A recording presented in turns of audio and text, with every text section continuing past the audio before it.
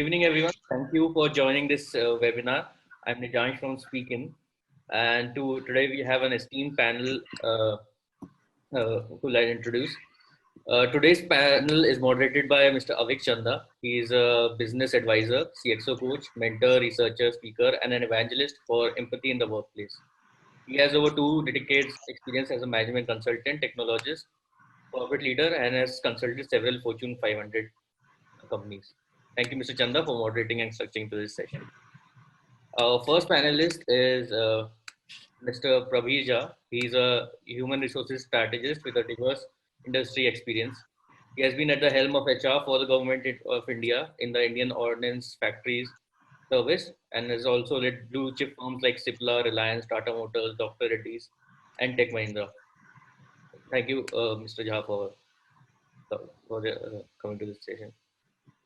Next panelist, we have the current group CHRO for Columbia Asia Hospitals, Mr. JacobJacobs.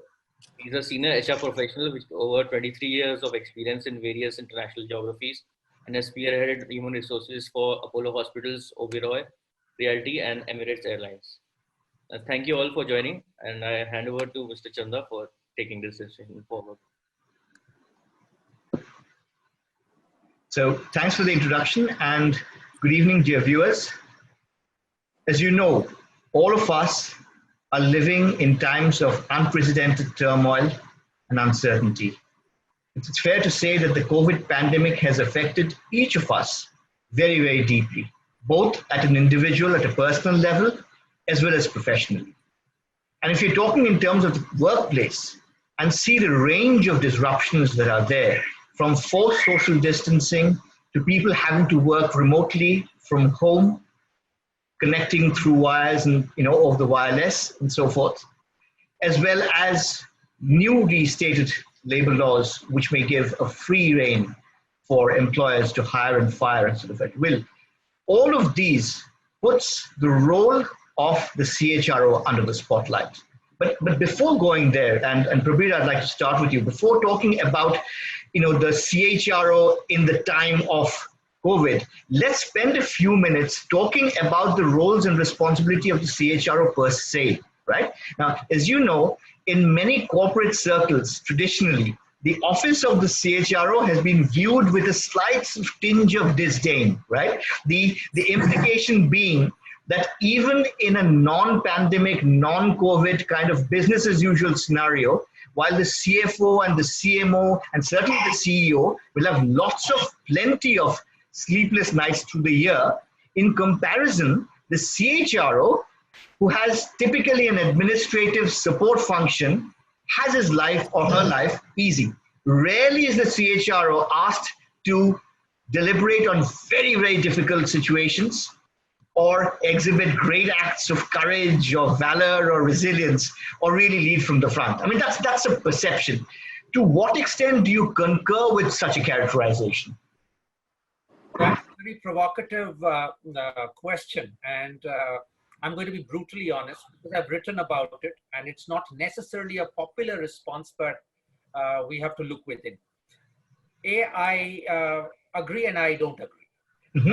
I don't agree because personally, having been a CHRO for almost 2 decades, I've never experienced it myself, that I was, hanging on to the management team or I was a B-grade citizen. In no company and with no CEO, I felt that. Now, that's my personal experience, so I don't relate with it, but I do hear this very popular kind of a notion that goes about CHROs. Now, having said that, I will also be honest that we have, and now that I'm a little away from the standard CHRO, and I'll take Jacob's permission to speak my mind, I do admit that somewhere CHROs have not shown enough imagination, have not shown enough courage, and have not shown enough spine to be able to really earn their stripes. Overall, there are honorable exceptions, but overall, I do agree, like many other role holders, they've looked at their self-survival and self-perpetuation. Retire, even post-retirement to hang on. And I can think of many, many companies where this has happened in different garbs, which has not really helped the reputation of the HR function of the CHRO as a role. But one more dimension, and we can move on to other things, but one more dimension I'll definitely add. Every company and every CEO and every board, every promoter deserves the CHRO it finally gets. It's a choice that it makes. At the end of the day, if you want a sucker, you'll get that kind of behavior from a CHRO. If you expect a guy to lead with courage, and the kind of things, when I look back at my career with a lot of joy and pride, we shook these massive companies up. And it is not that someone told me what to do. The board never told me what to do. The CEO never told me. So my personal experience is that if CEOs and the boards, you are able to put your out and say what you think you need to do. Right. The challenge is we don't do enough. And on the flip side, there are many people who would rather have a pliable CHRO, convenient CHRO. It's very much like the government. If you have a pliable civil servant, you will get that outcome. You have a very dabang. Absolutely. Yeah. So in other words, Prabir, what we are saying is it's not just the job description of the CHRO, but it's completely incumbent upon that particular individual as to how he or she can mold and evolve that particular role, right? Now, in that context, given the pandemic outbreak and all the disruptions around us, how is this disrupting the role of the CHRO? And what is the exam question? What is the ask from a CHRO today? I wrote a piece on this, Avik, a few days back. And so, I will be honest, I don't know why we are making such a big deal about COVID. To me, the issue is not about resetting the HR agenda, resetting the role of the CHRO. If you ask me honestly, I think the challenge is not about the agenda. There is an issue with some nuance, but the bigger issue is with execution of the agenda. For example, right now the focus is, in my view, very tactical. So when I see a lot of CHROs talk about very routine things, and I'm not taking their credit away. That is the current problem, right? How will we redo the seating arrangement? How will we redo the transport arrangement? How will we redo? So logistics, work from home, the technology, the trappings to get that in place. But those are very, very minute sort of tactical details. And they're necessary. Of course, they're necessary. It is important. I'm not taking that away. But the disappointment, and I have a ringside view, and I just and I'm saying, if I were in that role, what would I be talking about? What would I be doing differently? And I think I would be doing it differently. And I think the strategic issue still stems to the 4 or 5 key centers of HR thinking and doing, which we have not done for partly our own reasons, which we talked about, and partly for reasons of the company or the larger leadership, which also has been treating the agenda as an HR function agenda rather than as an HR agenda for a company. So my view is that COVID will have implications on structure because businesses will get rewired. Some parts of business will be shut. Some newer opportunities are going to emerge. So how are you going to reorganize, restructure the organization? Are you thinking enough about that, or will that be something I'll think about a year later, right? Thing to that is, therefore, what kind of talent will that need? Will you take bets with talent? Historically, companies, and I'm not saying just the CHROs, companies have been very shy of taking bets with talent. You can do all your PPT stuff, but not a great example of too many companies taking bets with talent. So how will you actually look at talent? How will you redefine talent? That's a huge agenda of shaping. I also believe, therefore, that in this entire rush, you'll also have to be smart and be cost efficient. So how are you going to be looking at the cost arbitrage of still differentiated talent? Huge thinking about reward structures, reward mechanism, reward mix. It's a time for correction, right? Because the labor market had been heated, there is going to be a correction. How are you therefore going to be looking at changing and shaping the culture of this place, which might be either more work from home or a hybrid of virtual digital working with practical realities? How are you going to equip leaders and managers to be able to engage, motivate, review, and get done jobs where you're not seeing the person everywhere? There's a lot of an opportunity of culture. So if you ask me, none of this is a new agenda. Yes. But nuances could be different, could be varied. But most important, the CHRO's agenda is really to be the chief evangelist And to me, I've always maintained he's the chief operations officer of the company, right? Everything is an agenda of the CHRO because everything impacts talent, people. People at the end of the day, and therefore it becomes within part of the remit of the CHRO. So that's Absolutely. So one of the things, I mean, that you've made a number of valuable points, and one of the points that you've talked about is it's not as if I'm hiring for the first time, or I'm redefining what talent means, or I'm retaining, or I'm nurturing, or I'm motivating talent. But how do I challenge myself to do it afresh, to do it new, to do it better? And I think from that standpoint, right, alone, if I'm talking about talent retention, motivation, I think nowhere is the responsibility of the CHRO more than in enterprises where all or a majority of the personnel are what we've come to know as COVID warriors, right? So, Jacob, you have a very difficult and I think a challenging task as a CHRO because you have about 30, if I'm not mistaken, 30 hospitals across 4 countries, all of which, to a lesser or greater extent, are bearing the brunt of the pandemic. So across the board and across all of these facilities, across 4 countries, what is the mechanism? How do you, A, cope with the pressure and the uncertainty yourself? And what is your mantra of inspiring and motivating the personnel on the ground? Okay. No, I think very valid question, Avik. And I think from the larger, in the context, I think Prabir has given some very valid inputs in terms of what HR should be looking at. But given all of this, let me articulate, I'll divide my response into 2 parts. One is my overall picture of HR, and second is how we are handling this pandemic at this point of time. See, this pandemic has caused most companies to reinvent themselves at this point of time. Otherwise, was there a concerted effort by most companies, even HR professionals, to look at the products and services that HR was rolling out? What is it that HR needed to reinvent? And most companies were looking at reinventing, their products and services, their processes, systems only at the time when there is chaos, when there's uncertainty, or when they're on the decline. And it has been proven world over, when companies reinvent themselves only on the decline, there is only a 10% chance of success. A second point is, HR has to be the custodian of risk in the organization. Not only the custodian of people in the organization, but also risk. How often can they really take into account what is really required to manage, to shock-proof their resources, and what is needed.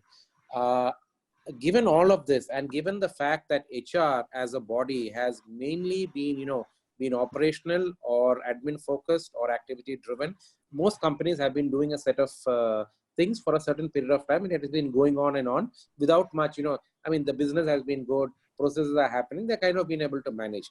But this pandemic has taught most companies that what got you here is not going to get you what you want to do.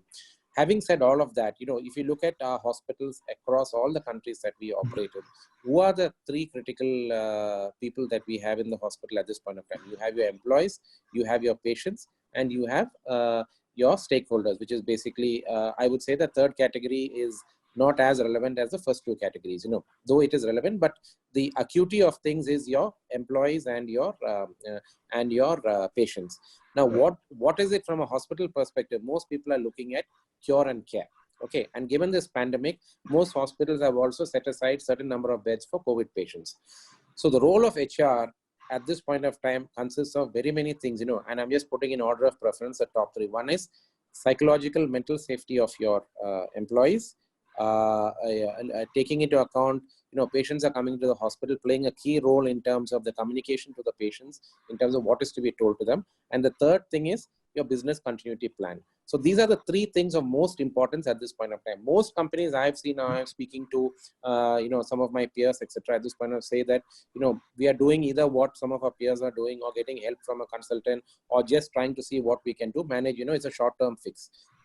So at this point of time, when you have, when your largest workforce, your nurses in the hospital are at the front taking care of patients, whether it's a COVID patient or a non-COVID patient, I think our utmost priority at this point of time is their safety, their mental well-being, and the fact that we are doing all what it takes to ensure that they are given the necessary, what I would say, I call it the terms of endearment, to ensure that they're able to give their best to the patient.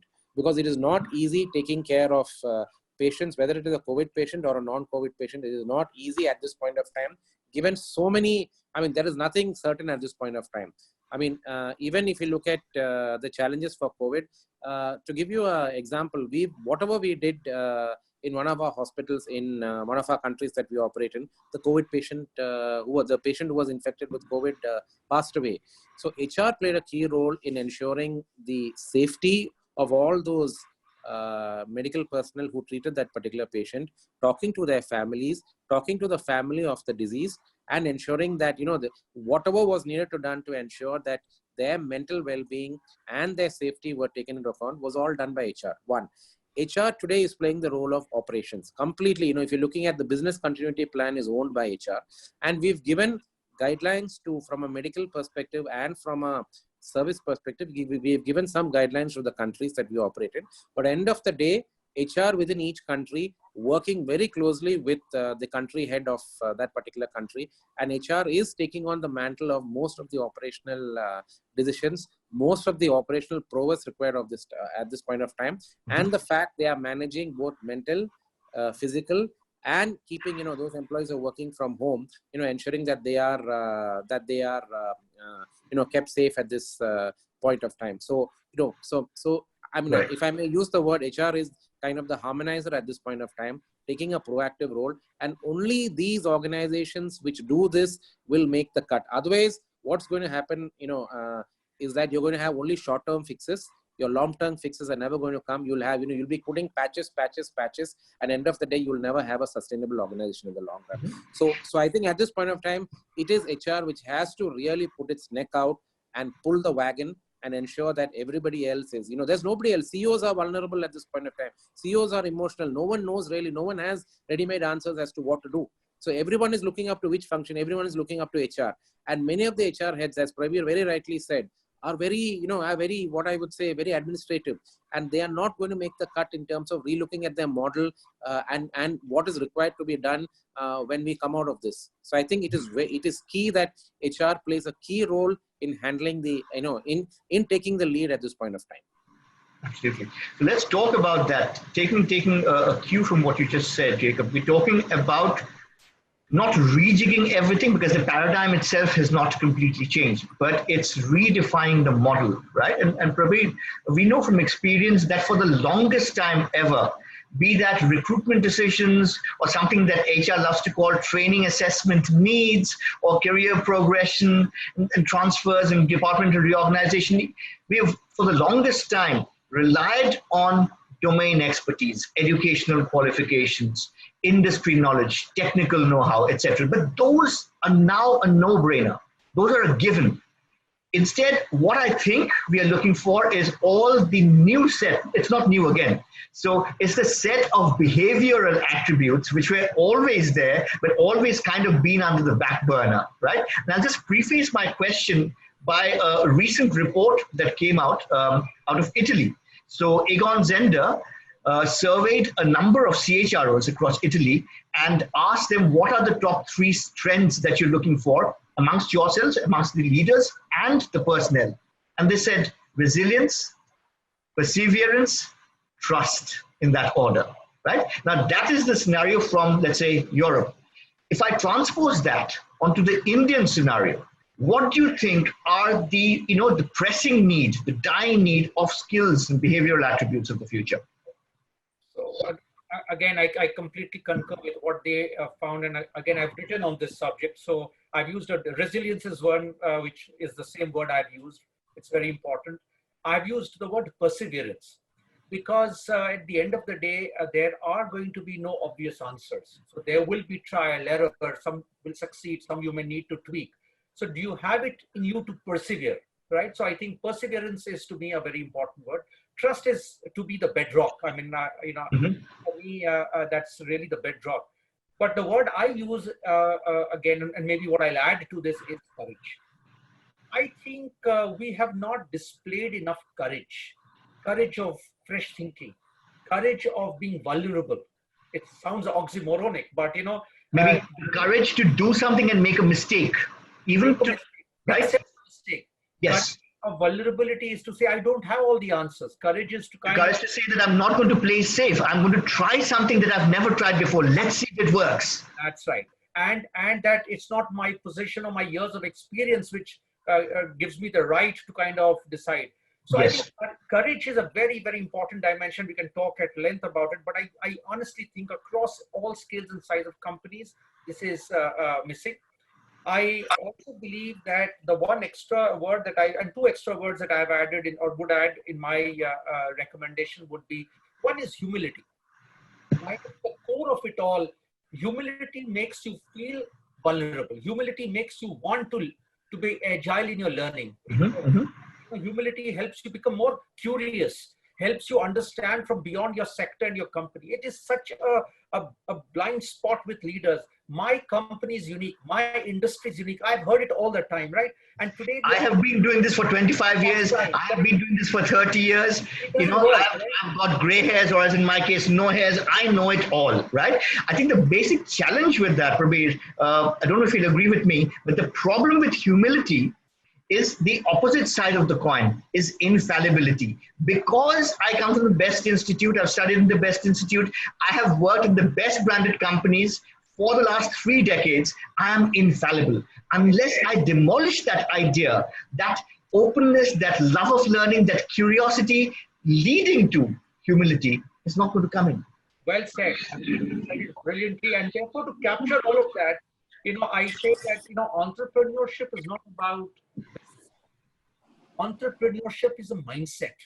Because, how do you work with constraints? How do you fail fast? How do you learn fast? How do you prioritize quicker and better? So I think the newer leadership, a strength that I would look for if I were hiring or screening people would be, apart from all the things that I just mentioned, would be a streak of entrepreneurship. How do you actually think differently with given the constraints? Are you able to kind of, and it's not about business. It doesn't matter what function you are in, but the streak of entrepreneurship in your thinking is a very important criteria in the post-COVID reality that I foresee. Absolutely. Jacob, it would be great to have your views as well. What are the new attributes, mindsets, sort of behavioral traits of the future, for the workforce of the future? Okay, you're going to see, you're going to see a new breed of leaders, which are, which is going to become a requirement of most companies. And most companies, as we covered, they look for people who have, who will have the resilience, the agility, the flexibility. And more importantly, I think, crisis management is going to be a huge determinator of many things that companies are going to look at. Okay. The other thing is, how many companies are trying to, a lot of innovation comes up during these tough times, because one is there is a pressure to try and relook at your own business model, to relook at, what you were doing. Everybody is saying, work from home, this is what we are doing. We are dialing, we are checking the, the motivation of our employees at home. How are they doing? What's happening? This, that, etc. But more importantly, how are you ensuring that, very soon work from home is going to become it's going to become a way of life. It's going to be very normal, so that's going to happen. So how are you really looking at things more and above than what is currently, everybody is like this. There's a myopic focus on as and now. We need to ensure every day, this is what needs to happen. Call up my team members, do this, do that. But that's routine. That is kind of, I would say, that is administrative. Can you look beyond all of that? And can you look at innovating on, what's really going to happen in terms of the future of work, and what's really going to, how are things going to look like in about 2 months or 3 months down the line? It's not about, your transport or social distancing or marking an X on the floors in office or ensuring conference rooms, social distancing. We won't have more than 2 people sitting in the cafeteria on a table. All that, these are all things which are, I think that information is available everywhere. But what is more important is, my own model, the own HR, HR's model of how it was operating, HR's model of how it's going to look at a new norms in terms of ways of working, and HR's own model of its own products and services, as I said earlier. So these are the key things which are being looked at, and you certainly need a new breed of HR leaders across most organizations to see how they can lead companies through crisis, and how they can ensure that the damage of the crisis or the impact of the crisis is reduced. So this is what is going to be really going to be looked at in the coming months ahead. Lovely. And I think, Prabir, you had something to add. with your permission, I want to build on what Jacob said, and I agree with him. And I want to be a little more provocative and a little more forward-looking. I think, see, it's not about just setting the HR function and that house in order, right? There's a difference between HR, the function, and HR, the agenda. I think when you step back and you cross your heart, I think that there's a challenge also with board compositions. Same people for decades have been on the boards. They are trying to solve what I have now tried horse, trying to solve a pediatric problem with a geriatric solution. It just doesn't. Board members don't retire. It's a caucus. Same guys everywhere, using the same 1975-80 model on a 20. It's the same mindset, it's the same orientation, the same approach to solving anything that's thrown at them, right? So my counsel is, please take a hard look at your board composition. Please take a hard look at getting people with a background in people, onto the boards. You can't, and you expect a banker to also understand people. I mean, it's like looking for water in desert, of course, notwithstanding. When you look at your leadership team, I personally believe that it's a huge opportunity for you to signal both change of talent and change of culture by making inclusions in your leadership team and exclusions out. It could be from within your ranks, put someone up, get fresh thinking in, or hire someone from outside. So unless you do some of these hard knock decisions, my worry is you'll blame the poor CHRO later. But the problem might be actually even beyond a typical CHRO's pay grade, right? But there is a crisis with boards. There is a crisis with leadership team composition. There's too much of old-term loyalty, people not willing to retire, go away. And then you expect them to think the new problem in a new way. It's not going to happen. In a completely new way. It's never going to happen. I mean, by definition, right? You talked about hard knock decisions, and some of the things that are compelling these hard knock decisions for us is also maybe government mandates or government stipulations, right? And as you know, in terms of labor laws, three major states have already talked about labor laws being held in abeyance, except for three particular acts of the labor laws. And the long and short of it seems to be that we are giving employers a free rein to hire and fire at will. And the moment you make that kind of a statement, you have panic buttons being pressed all over, right? But I think the reality of that is much, much deeper. So from an organizational standpoint, right, what do these new labor laws give us in terms of autonomy, in terms of leeway, in terms of the wherewithal to do something in a new way? So, first, let me also, civil service, I plead guilty. At the end of the day, the context of business has changed. And the context is no longer about what will help a business thrive. The question is, will it survive? And for far too long, we've talked about, the inflexibility, the labor laws that have been prevalent. And it is part of every society's evolution to go through those phases. My personal counsel is we have to be pragmatic. At the end of the day, it's like, you were to put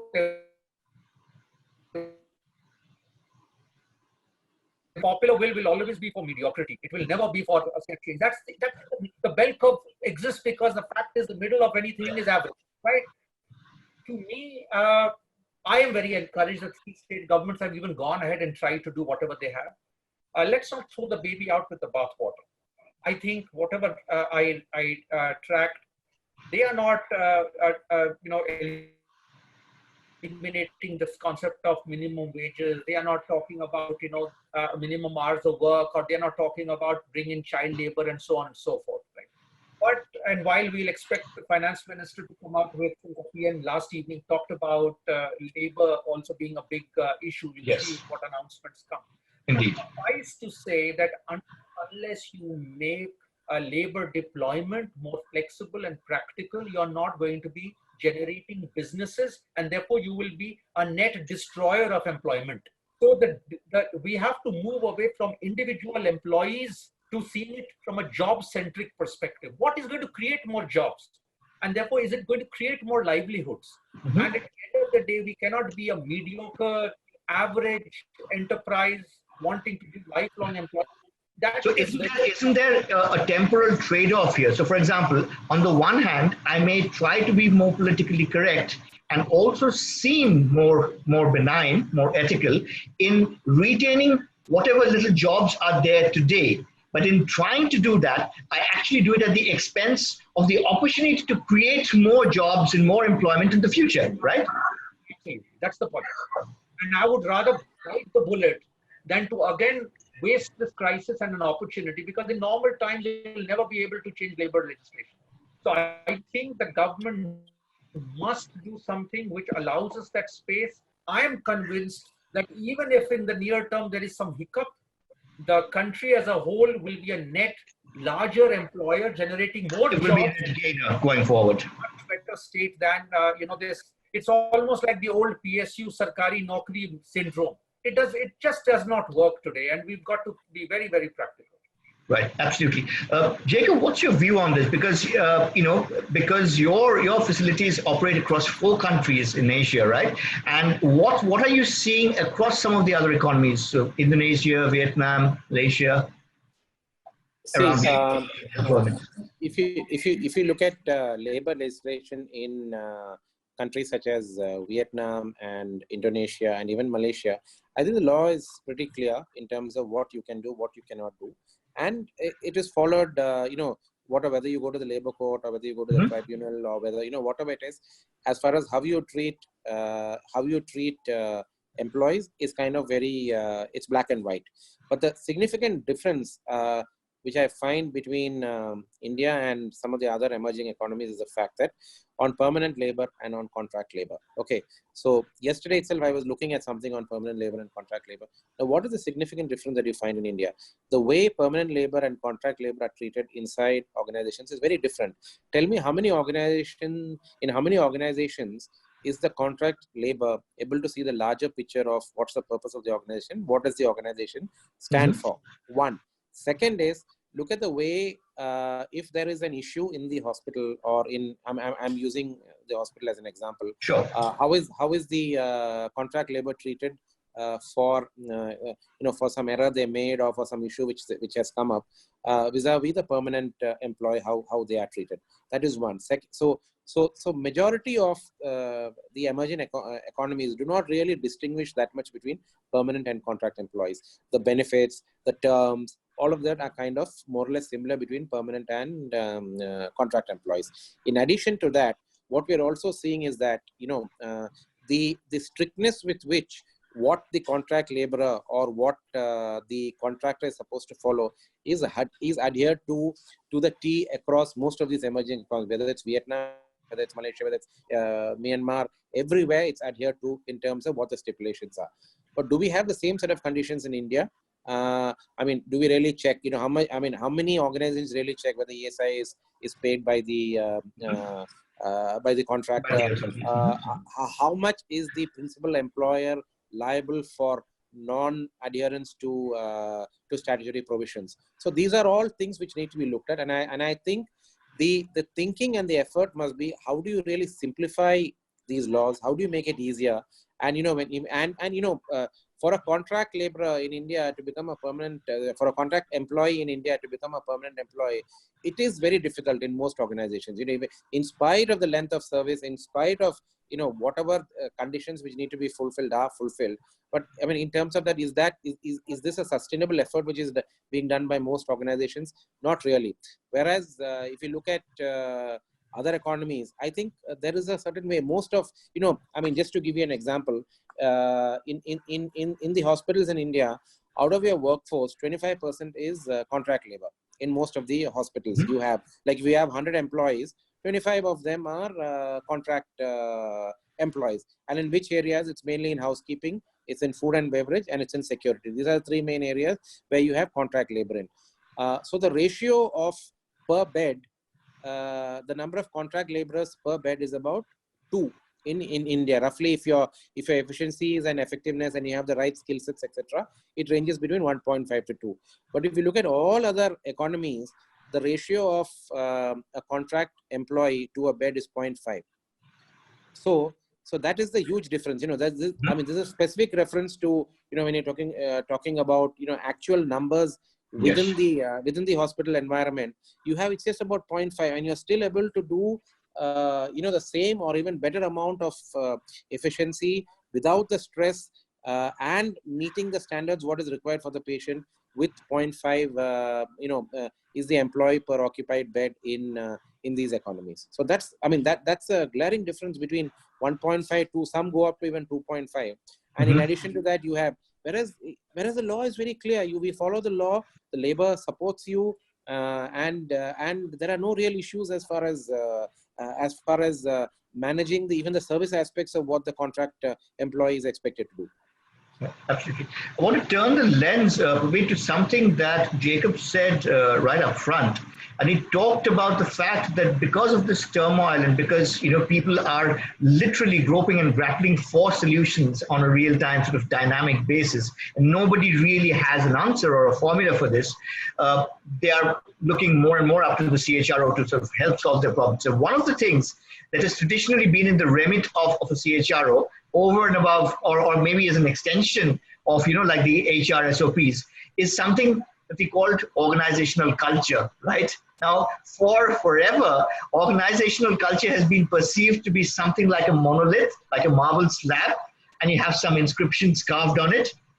And once in a while, you come and polish it and revere it and maybe do some puja in front of it, and that's about it, right? Now, something like the crisis and something like the disruption that we are going through at the moment, can this help to serve as a trigger to, I'm calling it a myth, that's just my personal opinion, to sort of debunk this myth and to relook at it and say, what is really the vision of the company? What is the mission of the company? Can we start afresh? Can we relook at this entire thing all over again? What's your view there?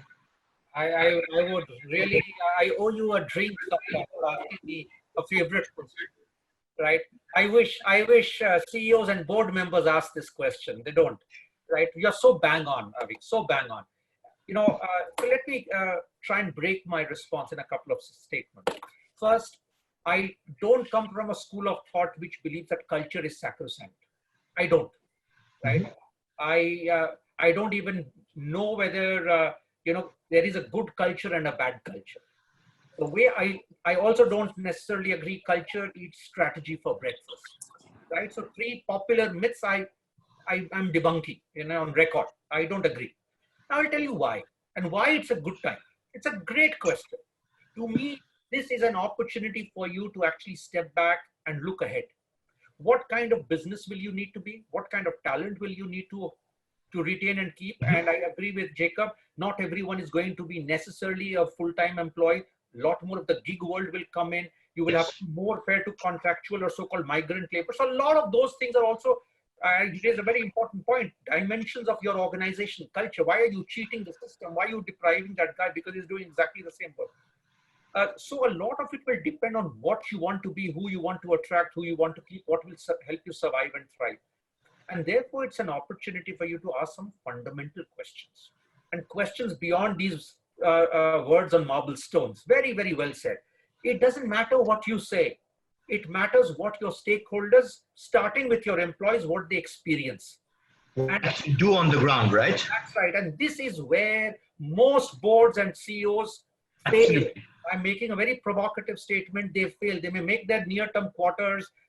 One very senior leader once asked me in my career, why are you even discussing culture? Should that guy not hang his emotions on the peg outside the corporate door when he walks in? And we can talk about this. So I think culture has to be very strategically aligned. It is not culture eats strategy for breakfast. Your choice of strategy means that you have a choice of culture inherent in it. It's a strategic choice. For example, do you want to be a risk-averse culture or do you want to be an entrepreneurial culture? Just as an example. Maybe COVID has shaken you out of your wits.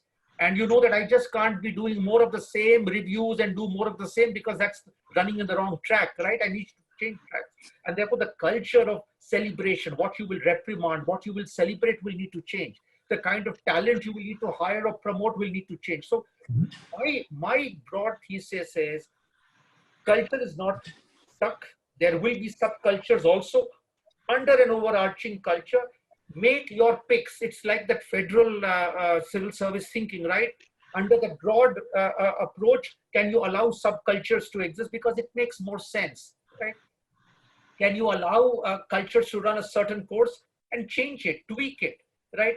So I don't come from a school of thought which will say, oh, you know what, welcome to this company. For 80 years we have lived and this is our culture. I'm saying it's bullshit. I mean, it is again solving a pediatric problem with a geriatric mindset. So it's a brilliant question. It's a great time. I can also bet my reputation. Not many companies will actually bite this bullet and they will regret from years later because they don't understand what is tough are these soft and so-called flaky issues. These are the strategic issues. It's not about managing your quarter. That cash flow and EBITDA you will somehow solve.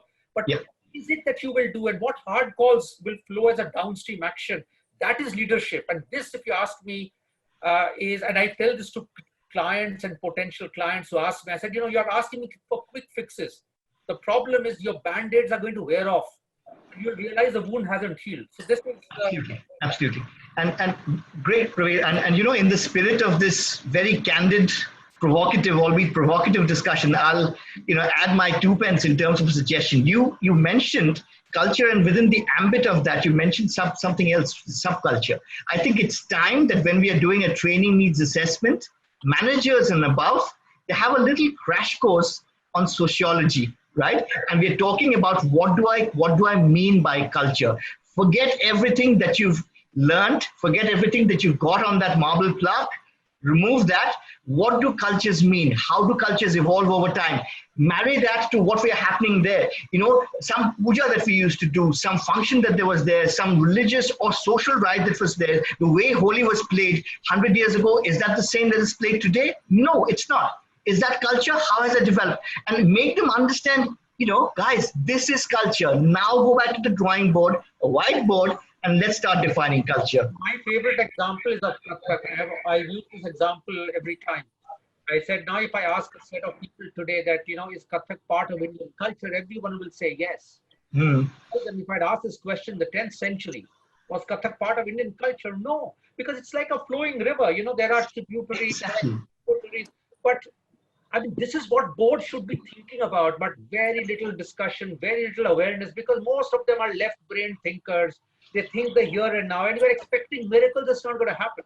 I mean, with due respect to all of them, but I honestly think we're barking up the wrong tree.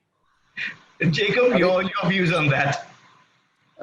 See, I think, you all have said it very well, but I have a couple of points on the same thing. With my years of experience and what I have encountered in most organizations is that the future, your competitive advantage can only be through people. And for that to really happen, cultural integration of the organization is the crux of everything.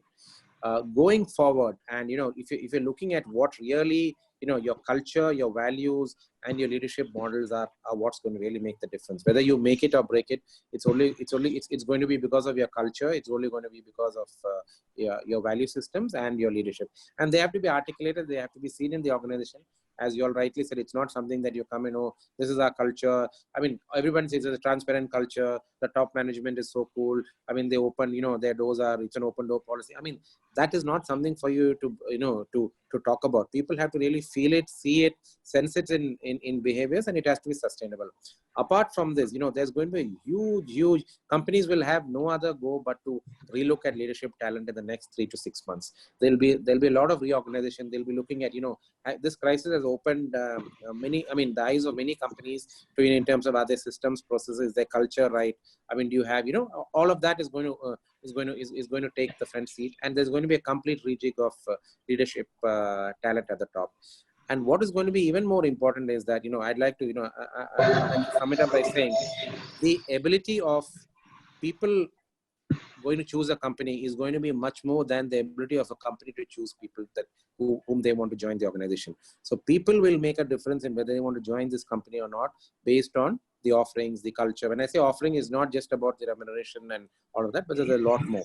And what really is important is that how much is, how much is the emotional connect between, between managers and their teams. That at the end of the day, that's what makes all the difference. Are we using this as a trigger? I mean, is there a trust deficit? Is there some kind of an erosion in terms of the goodwill, right? That may have existed between employees and employers in a different era. Exactly. This as a trigger to revamp that, right? And the last thing I wanted to say, there are companies which are, I know I'm speaking, some companies in the region, in this are looking at COVID-19 KPIs. I find that the most stupidest thing to do at this point of time. You know, they have set in place COVID-19 KPIs, and every week the people who are working from home are being measured on COVID-19 KPIs.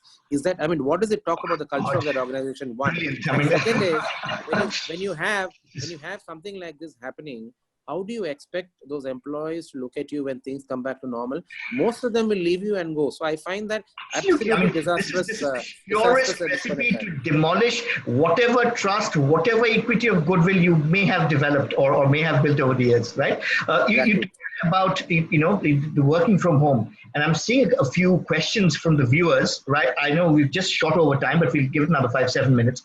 Now, one of the questions that we have is that organizations such as Google and Facebook have announced that we can continue to do work from home through the rest of the calendar year, right? Now, is that, generally speaking, particularly for organizations that have 10, 20, 30,000, etc., personnel on their roles, is that a good way to go, because you are necessarily protecting and sort of minimizing the risk of secondary infection when they're going back to elderly parents and so forth?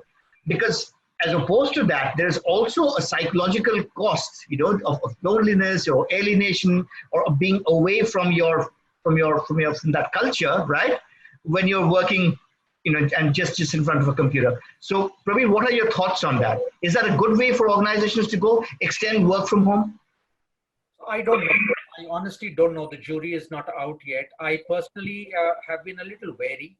Work from home is just the thing that we all wanted, because I think the honeymoon is on right now.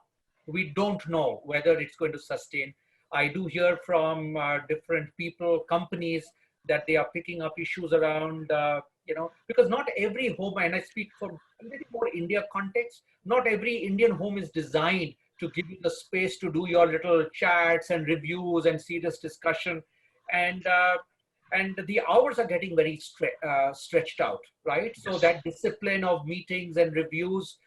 So while it gives us flexibility, and I think that's a good thing, because you avoid commute, it gives you more flexibility. You've realized many jobs can be done from home. The caveats to this: one, not every job is a Facebook and a Google IT or technology job. The problem is a lot of us who write or talk are from that industry. The media loves to talk about that because it just looks to be, more pizza and Coke kind of reportage. But how do you do medicine manufacturing? How do you do tire manufacturing? How do you do R&D? You can't do it from work from home.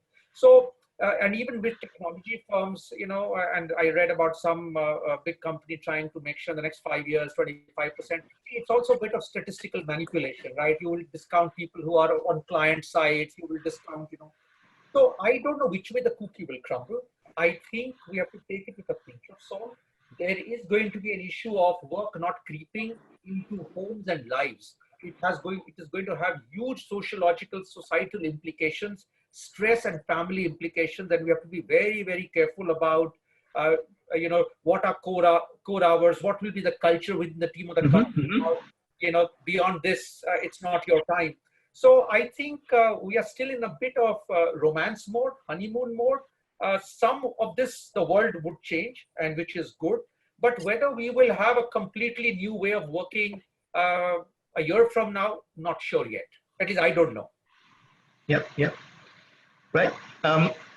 Another question which we've come in, maybe I'll have Jacob take first stab at that, is around downsizing or layoffs, right? And I can well imagine where this is coming from, because right today in the morning, there's a news flash which quoted the CMI, which is the Center for Monitoring the Indian Economy, the report, which said that in the month of April, last month, in the age group of 20 to 30 years, 27 million jobs have been lost. Now, this is not rumor, this is not hearsay, this is their sort of curated data which is put out there. And whenever you're talking about statistics, right, as Prabir just mentioned, it's possible that 27 may be actually more, but it's very, very unlikely that the real number is 20 million and they've posited it at 27 million, right? So that being the case, first Jacob and then I'll end with Prabir. What do you think of downsizing in a scenario like this, given that the cost to the company for individual people, particularly at a junior level, is fairly minimal? Should they put the focus on cost cutting by some other means? through technology, through process re-implementation, re-engineering, and use this as a very last resort, as opposed to, okay, this is a good one. Okay, 10% of staff gone. This is the cost saving to the CDC. Chalo, kar do. Okay, I think this is a very valid, point or concern which is being looked at this point of time. But my views on this are: one is, what is, the answer is, what is the priority of any company at this point of time? Is it, I want to conserve my cash, my EBITDA, my business plan? If that is your first and foremost priority, you're barking up the wrong tree. Second is, what really is my view? I may say I'm a company, I may have my values, or, I may have my, my value system which say that, people are a most important asset.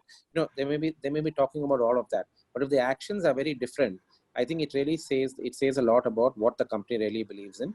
And obviously the first line of action, if it's downsizing and layoff, I think certainly it's not going to help in the long term. That company is not going to make the cut over a period of time. There are so many other options that every organization needs to look at. Have you exhausted all those options before looking at downsizing and layoffs? I think it is a very difficult scenario to just tell an employer that, okay, tomorrow onwards, or we'll pay you your notice period. Don't come. End of the day, most people look at you, most employees look at you. How have you treated them when the company was going through a tough time? Did you really take care of them? When I say you can take measures, yes, costs need to be cut. Some of the other welfare measures or, engagement mechanisms, what we are doing at this point, we can't afford that. There are companies which are, asking employees to go on leave. When things get better, we'll get you back in. Some are furloughing. Some are asking them to go on unpaid leave.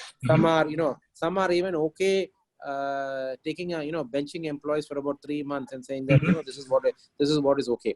There are some companies say, irrespective of what, I'll keep my people together, and I'm sure we'll bounce back when things come back. So I think it has really got to do with what is the heart of the organization, of that organization. If the heart and the head think differently, and you're going by a model of it's EBITDA, conserve cash at this point of time, I think it's going to hit you back at some point or other. I think it should be the last resort. End of the day, growth will come back. If you relook at, there are many other avenues to look at ways by which your company can manage this particular scenario. It's not just the easiest the easiest option without a thought is downsizing and layoff, which I think should be the last resort. And if possible, companies should look at a humanitarian way to look at this in spite of whatever they've done, and you're still, it's a matter of survival.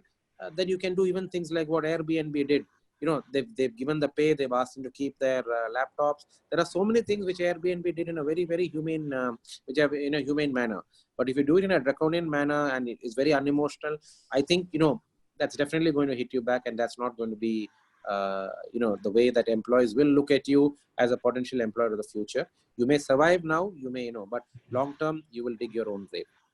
Absolutely. Prabir, last word to you on this issue. Jacob, I think that is really the strategic way of looking at it. But I just want to qualify that. I have worked with companies and left those companies where they felt that the only silver bullet was people cost, and people cost was not your biggest bit of your cost structure. But it's easy because it's like raising direct taxes, right? Yes. What a guy on salaries do, the same approach. And I think that's what many companies, CEOs, CFOs like to do, right? Get rid of so many people and stuff like that. So I completely agree with all that Jacob said. I think there are many creative ways of conserving cash, buying time, and lengthening the tether, right? So that's the first vote of recall.